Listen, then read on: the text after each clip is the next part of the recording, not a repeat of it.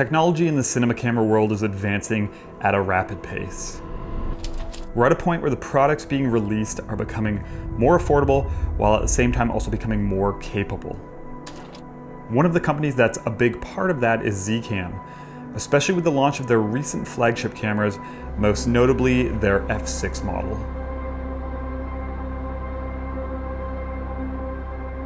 So I recently got my hands on the ZCAM F6 a few days before I started production on a new short documentary that I'm doing, and I figured that it would give me the perfect opportunity to use this camera and just get a feel for the workflow and what the image is like. And as a Blackmagic owner, I've always been really intrigued by ZCAM, especially with the launch of their recent flagship models, and then even more so the F6. So today in this video, I want to talk a little bit about my experience after using this camera for a day of production. I'm also going to share some footage with you, and then I also want to talk a little bit about why I'm seriously considering the F6 as my next camera purchase. So let's start off really quickly just by talking about what makes the F6 so special. And if you're not too familiar with the ZCAM flagship lineup, it consists of the S6, which is a Super 35 6K model, the F6, which is a full frame 6K model, and then the F8, which is a full frame 8K model. And for me, the F6 is the most appealing for a couple of reasons. The F6 has a full frame 6K sensor with a claimed 15 stops of dynamic range, which is a step up from the S6's 14 stops. It shoots a max resolution of 6K DCI at 48 frames per second, 6K 241 at 60 frames, 4K DCI at 90 frames, and 4K 241 at 120 frames per second. It has a dual native ISO of 400 and 2500. And it has a locking EF mount, and ZCAM also offers an electronic ND filter that can be inserted into the mount. Obviously those specs are incredibly appealing, but then comes the price, and that makes it even that much better. So this camera is currently priced at $66.99 Canadian or $49.99 USD. And when you factor in not only the sensor size, but also the recording capabilities, this may just be the best value on the market today.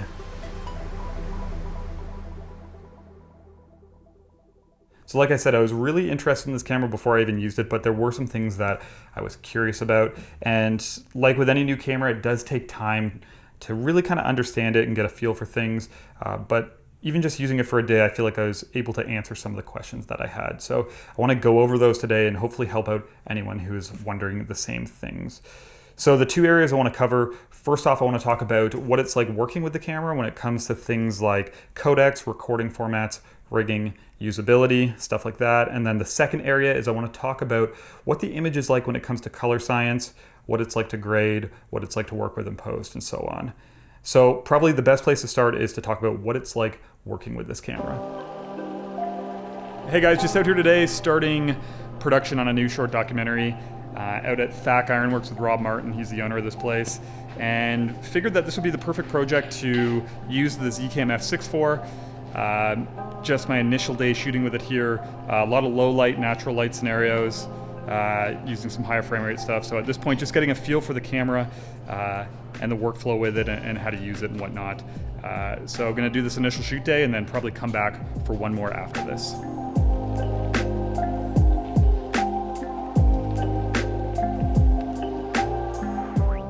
So the F6 is obviously a 6K camera, but I decided to shoot in 4K for my entire day of production, and I made that decision for a couple of reasons. And before I used this camera, one of the biggest things that I was curious about was what it was going to be like to navigate using all of the different codecs that this camera can do. So the camera can shoot in Z-RAW, it can also shoot in Apple ProRes, H.265 and H.264. And before I used this, when I was just picking through all the information online, it was a little overwhelming trying to figure out which resolution and frame rate could use which codec. And that was a little bit of a turnoff at first because I really just like to be able to pick up a camera, know it can shoot in a specific codec, and be able to just pick any resolution and any frame rate.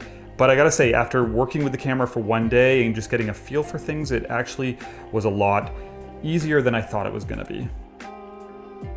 So I chose to shoot in 4K first and foremost because for me, a 4K image is more than enough, but also on the F6, there's the option for no crop when shooting in 4K, and the camera will actually super sample the 6K down to 4K. So basically you can shoot 4K full frame with a super sampled image, which is really awesome in my opinion.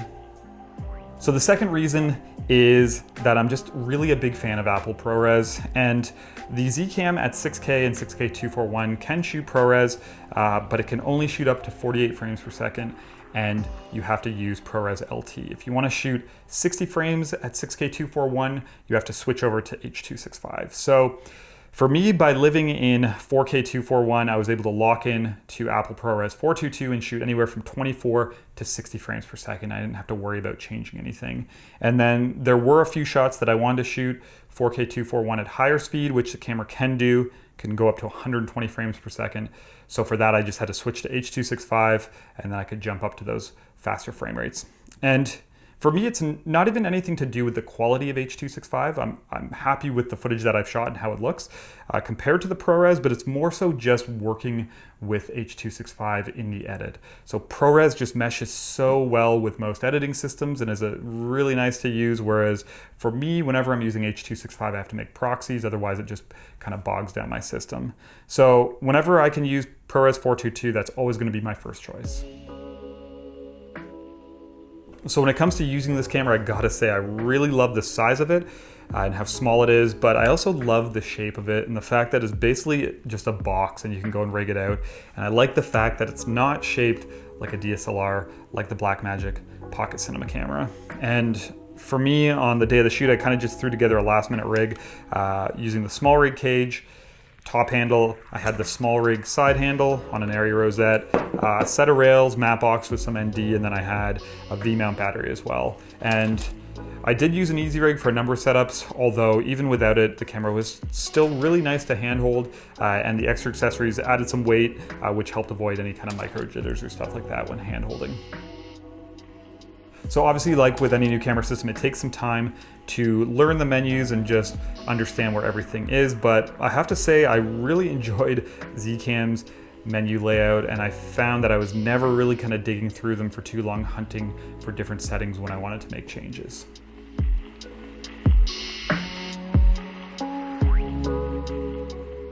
So when it comes to the image, I gotta say, I'm really impressed with this camera.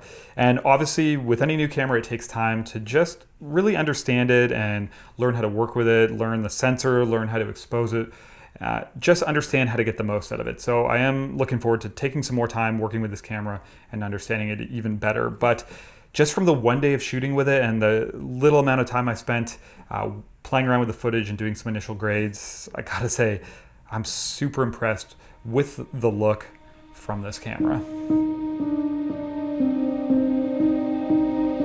I shot all of the footage on this first day on older Contax Zeiss lenses, mainly a 35mm 1.4 and a 50 1.4, and I also used a 1/8 Tiffin Black Pro Mist. The footage was all shot in Z-Log 2, anywhere from 400 to 2500 ISO, and I left the white balance set to 5600 for the entire day. So for me, the color science is really pleasing, and it was really easy to grade all the footage that I shot and get it to a point that I was happy with, really with minimal work. And as much as I hate to use this word, the footage really does feel filmic. It just has a really nice look.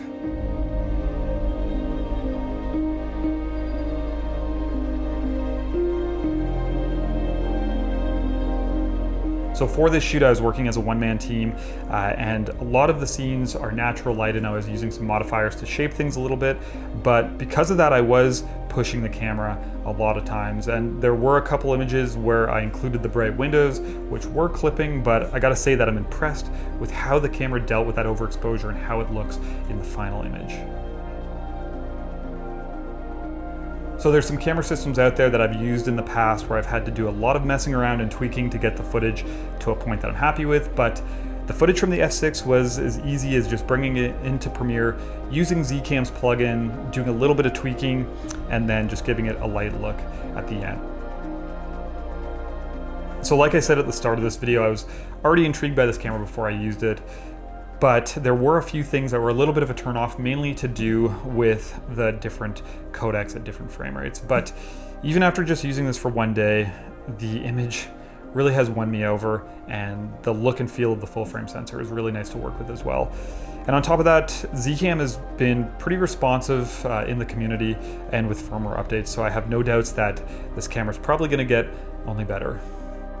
For me personally, I would love to see ProRes 422 or 422 HQ available at all resolutions and frame rates. I have no idea if that's possible or not. And I'd also love to see a little bit better documentation for ZCAM's RAW format, as well as better implementation into editing software, and also some different compression options as well. If ZCAM can do that, then this camera becomes even a better value, and its capabilities will definitely keep me satisfied for a long time moving forward.